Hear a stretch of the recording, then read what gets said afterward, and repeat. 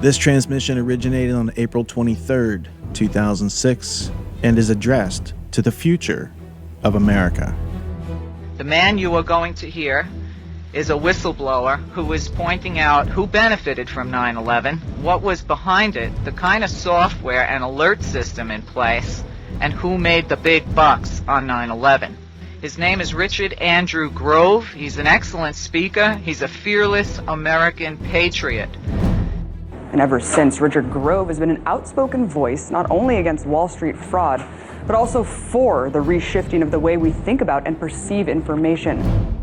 Richard Grove, the founder of Tragedy and Hope Communications, has produced hundreds of hours of educational media for those who seek to free themselves from the collectivist paradigm. Richard is a master at reducing complicated propositions into pithy, substantive sound bites. Grove is the founder of Tragedy and Hope, a free multimedia database of the highest academic quality information, ranging from everything to philosophy to economics. So to talk about his personal story and journey to becoming a media revolutionary, I'm joined now by Richard Grove, corporate whistleblower and producer of The Ultimate History Lesson. Thanks so much, Richard. It's an honor to have you on. Well, what I see is something that A, could have been prevented, B, should have been prevented, and C, if the media had done its job, would have been prevented, because I understand that if you give this information to people, they would take action to protect their interests. And that's all I wanted to do at the end of the day, was to get this information out there so that they could protect their interests before they lost their money and their life savings and eventually their country, because the frauds add up to a big change that Americans don't yet recognize what this all means. But there's definitely a trend going on. There's actions being taken that all add up to a bigger picture. And without this connection between ourselves and the public, if we rely on media to do this communicating for us, it'll never get done. So we have to break down these walls and present this information in ways such that people can comprehend it, and then give them the access to go look for themselves. So I didn't get into this because I wanted to podcast or any of this sort of stuff. I created an audio message that ended up being broadcast to the world on Memorial Day 2006. Panacea was developed in Annapolis, in the Naval Yard. Their office at the time of my being there was on the border of Fort George G. Meade, Maryland, which of course is the National Security Agency. And the current Chief Technology Officer of Panacea is an NSA operative. As you probably know, the NSA is not just one building in Maryland. It's numerous private companies like Computer Sciences Corporation and DynCorp, to whom much of the processing of the data collected on the public is outsourced by the NSA. You could even say to ensure plausible denial. And after that, there was a great demand for, hey, do you know anything else? Can you explain this? And I did have a lot more to express, so that's one of the first things that you have to have is a voice. You have to have a voice through yourself. You have to have something that you want to express. You have to have a need to communicate some valuable information to someone else who might be taken advantage of and lose their livelihood or their life savings or their life. So in actuality, I'm sure it's not a shock to you if I relate that there are many companies through which the intelligence community operates. And like, for instance, AIG, these companies in some cases are household names and openly traded on the stock market. And it's worth mentioning that the NSA doesn't have a secret relationship with AT&T and GTE and all the other telephone companies, because they are the telephone companies. And there's a 1996 regulation wherein approximately $10 billion of U.S. taxpayer money was used to modernize and upgrade the NSA's ability to monitor, process, and or record every single telephone interaction that goes on anywhere in the country, to say the least. A Panacea-like product is used to analyze and determine risk by processing the aforementioned calls in the context of other data collected. I think that's just a sign that there's so many people in this country, when things can get that obviously irrational, that there's just no intellectual self-defense. There's no one left to form, a sentence, let alone a paragraph, let alone have the power to get it printed in front of millions of people anymore. And that's what I noticed. And no editor would dare print it anyway for fear the ads would dry up. My latest star whistleblower, who happens to be here tonight, his name is Richard Andrew Grove. He can attest that a lot of money in gold was made on put options and speculations that day, but he can also tell you how it was done. And didn't you say that they actually adopted some of the software that had these glaring errors that could facilitate money laundering themselves?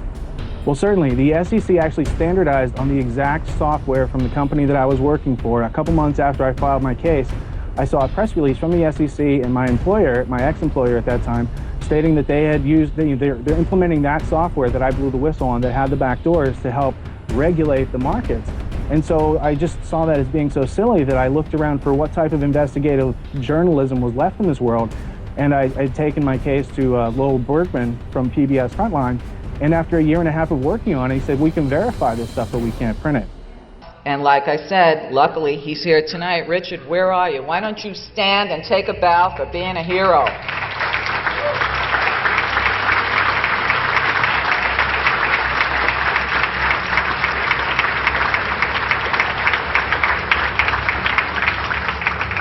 I want to say this to everybody in the news, everybody in the online community, everybody in the 9/11 community, everybody that this kid tried to get that information to that was either too busy, too full of themselves, too full of their ego to pay any attention to it.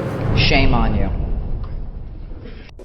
Then I suspect there is something very desperately wrong in the state of Denmark, as Hamlet would say, but in the state of the world, and particularly in the United States, who is supposed to be the harbinger of freedom. I mean, this is the tragedy. Our country really is not the harbinger of freedom. We in some part of the world, are considered to be an absolute criminal in our philosophy, in our political ideology, in wanting to conquer the world and creating all kinds of dubious institutions, which is set up by the CIA and other institutions which are creating terrorist groups and aiding and abetting them. And there's a clear example of what happened in Libya and elsewhere. There's evidence throughout that there has been infiltration of all kinds of groups that are, that are not groups that are come out of the country itself, but rather created and organized elsewhere. So, are we improving? And the answer is no. As a matter of fact, it might be argued that we are becoming worse. I guess the natural question then would be, if somebody is redefining what it means to be an American, and they're using this philosophy, call it collectivism, who might be behind this? Through history, could you cite some cases so that people in the audience who might think that this is kind of conspiratorial, we're actually talking about some deep history here, and I'd like to maybe flesh out some of the characters. One of the greatest conspiracies of all history was created by Cecil Rhodes.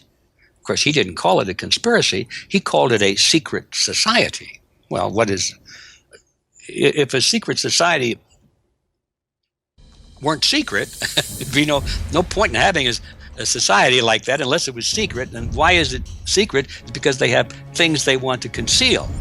So it is almost by definition a conspiracy. Anyway, a lot of people didn't know that. I didn't know this when I first became aware of William Stead's writings of the last will and testament of Cecil Rhodes. Stead was the administrator of the estate and all of that. My eyes were popping out. I couldn't believe this. And of course, the writings of Carroll Quigley, the professor of history from Georgetown University, who was Bill Clinton's mentor. And all of these things came together. And in fact, I see on my vision of your desktop there on your right, the word hope is sticking there. That's the last part of Quigley's book, Tragedy and Hope. And I think that's what your whole series is about. So you know better than most people how important Quigley's research and work was. Richard, through your podcast, The Peace Revolution, you offer a curriculum designed to help individuals be autonomous thinkers by learning that which no college or university can afford to provide. Could you briefly describe it for our audience? Well, what I'm talking about there is a process of self-learning that I had to discover for myself. You know, being a corporate worker, working at enterprise level in the technology industry, working for some of these clients that were the largest financial services companies in the world. I found out during that process after becoming a whistleblower and what led me to media production that I needed to do a lot of learning for myself, and that on that path of learning, when I find things that are credible and unbelievable yet factual, I should create the media that shares that. So informally, it didn't start out as a curriculum, but over the years, it's the useful information that people are being denied through the traditional media and curriculums of universities. Specifically, what the theme is through the Peace Revolution podcast is the fact that you can learn anything for yourself without a teacher by using a method that delivers high degrees of consistency and certainty, and that makes what they teach as far as a compartmentalized PhD, Prussian PhD system, obsolete. What did Quigley do that was so unique or remarkable that no one else had done before? Well, what Carroll Quigley, the head of the Foreign Service Department at Georgetown University, no marginal school, what he did was use his invitation to be the only human being ever invited to view the files of the Council on Foreign Relations, and I believe its predecessor also. What he did was to actually write a major piece of nonfiction. Must be 1,300 words long, pages long.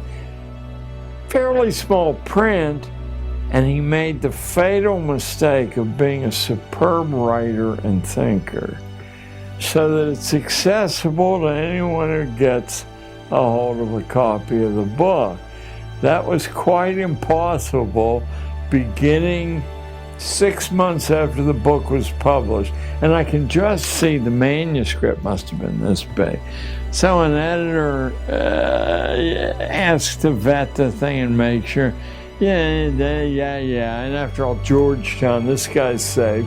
Out it goes. Macmillan publishes it, sells out instantly,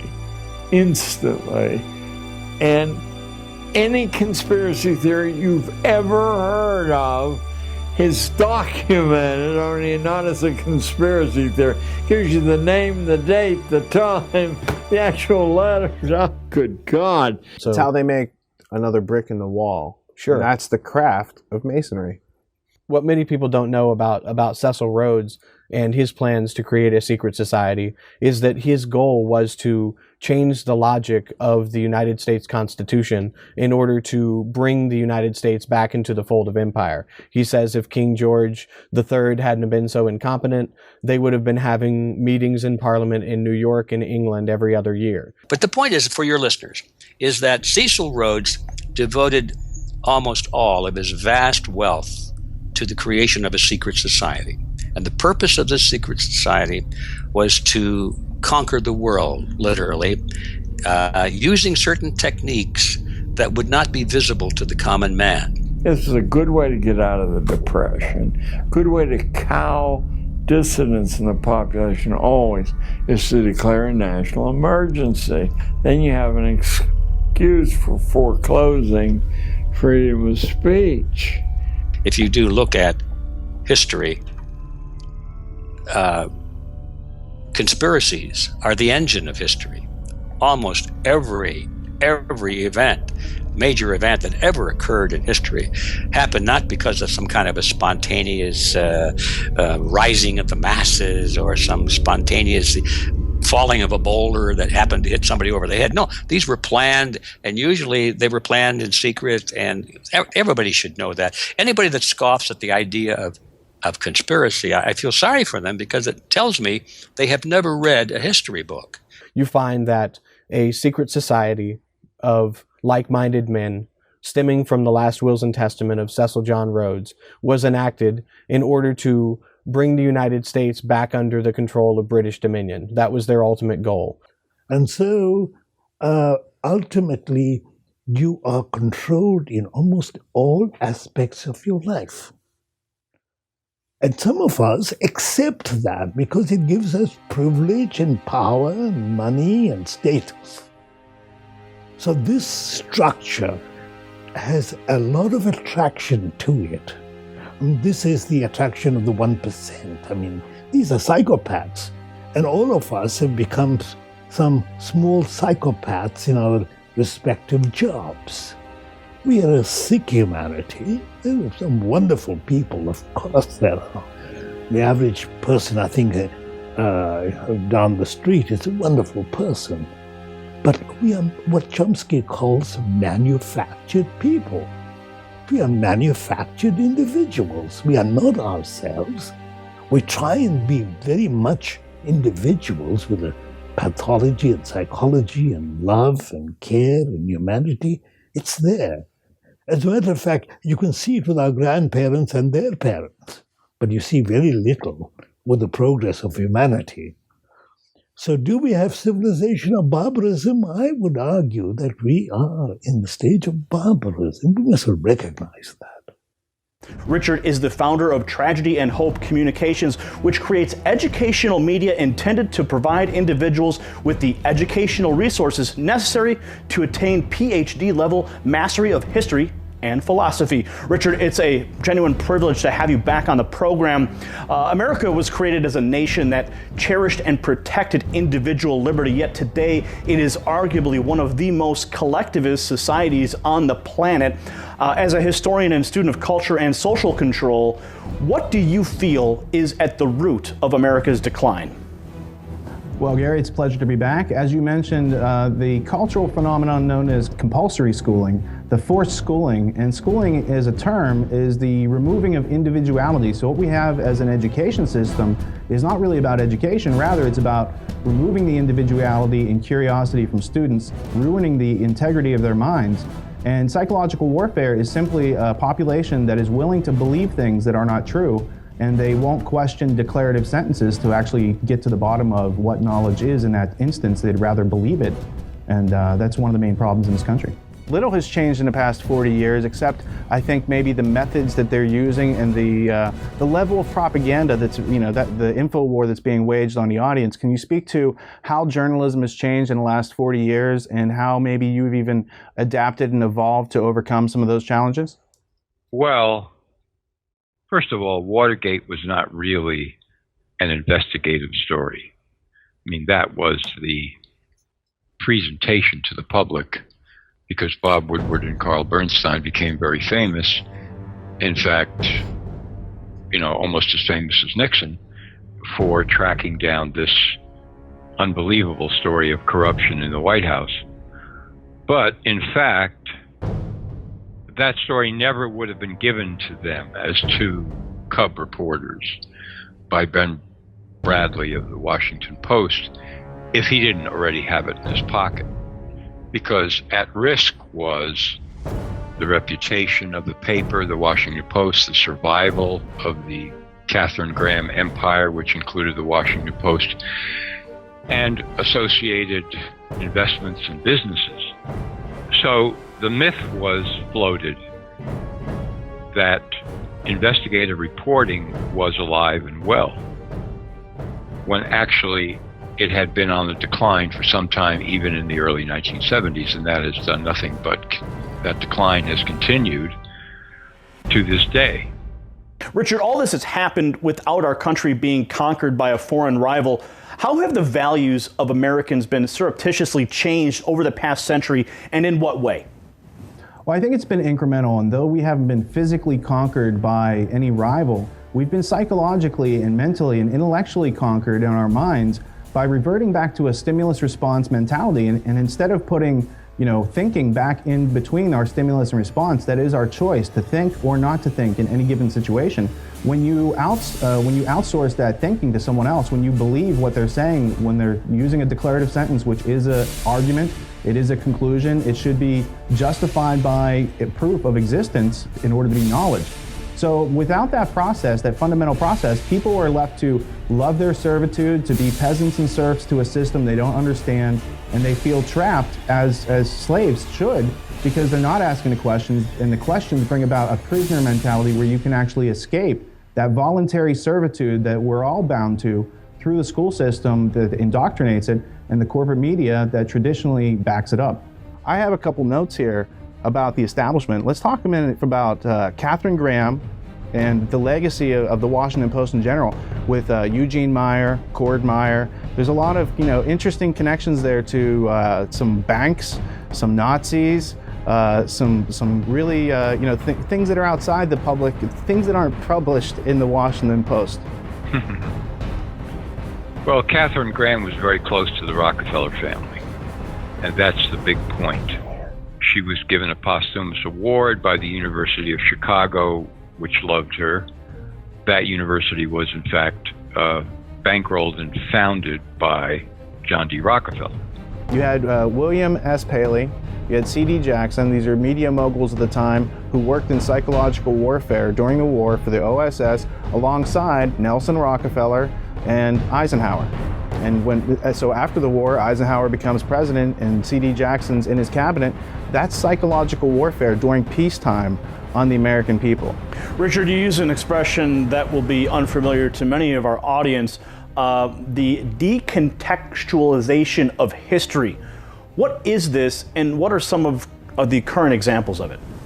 Well, traditionally, history is written by the victors. So history itself is more of an index to things that might have happened a certain way, but you really need to go out and search out the alternative perspectives so that you can have true comparison and contrast, so that you can find the essence of the situation, and only then can you define what's actually going on, who's participating, and talk about anything with substance and knowledge to it. So the decontextualization of history is removing that useful knowledge and information and alternative perspectives that are available to present you with themes of Lincoln or Spartacus or any of the new shows that are out that use historical characters, but don't give you any historical background that is actually and factually true. Rather, they would just, history is not interesting enough for them. They would rather just make things up for the purpose of entertainment and fleecing a public that doesn't resist. And they're not resisting because they're not thinking about it. But if you were actually to think about what you're seeing on TV and the resistance would build up, they would be forced to show us something different, at least, that's entertaining, because entertaining means it has substance and changes you in a positive way for your life afterwards. Otherwise, it's a waste of your time and it's not entertainment. That would be psychological warfare, and that's what you traditionally see on TV. And I can't help but notice Rockefeller connections to both MK Ultra and Time Life. So there's Rockefeller connections in Time Life and MK Ultra. There's Rockefeller connections to Wasson as well as JP Morgan connections. So really what you're doing by studying Wasson or looking into any of these aspects is learning about the economic, political, and cultural history of our country in the past 60 years, that you can see that America has been incrementally socialized to bring about a globalist state. And that's not a conspiracy theory, that's a statement of fact that can be backed up by several hundred textbooks, memoirs, and recitations and citations and articles of the people who are prolifically and profoundly involved in such agendas. They don't hold an American agenda. They don't want self-reliance. They don't want critical thinkers in this country. They have sought to destroy the values of this country by redefining the terms, by taking away the word liberty from our culture, and we've been taught to think that it's slavery.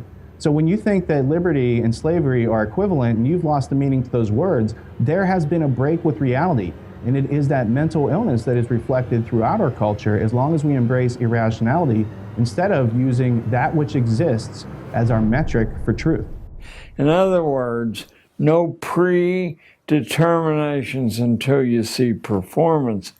Pierce said that truth and justice flatly do not exist. This was picked up, by the way, by Oliver Wendell Holmes, who then said truth and justice are what the strongest members of society say they are, and any sane judge decides a case before he hears the arguments, because you don't want to rattle the framework of society. I mean, this is big time radicalism. Of course, they didn't see it that way at all. They saw it as nitty-gritty truth, and all these superstitious, sentimental additions had occluded the fact justice is what strong people say it is, truth is same thing. So that's an evolution of Kantian philosophy, where they remove cause and effect, and then their irrationality can be rationalized. Yes, of course they left out. How do you predict the future? Well, I think the answer to how you predict the future is something that you already talked about, knowing the past. Why is history important? History is important so that you can predict the future. If you don't know where you came from, you may know where you are today, but if you don't know where you came from, you have no direction. You can't draw a straight line yet until you have 2 points. So if people are just concerned about what's happening today, they don't know where they're headed yet. But if you can look back and see where you were 10 years ago or 100 years ago, now you can mentally lay a ruler down there and say, okay, this is where we were, this is where we are. You don't have to be a genius to project a straight line now. You can say without fear of contradiction that unless there are some major changes to change the direction in which we're heading, we're going to get to where we're headed, in other words.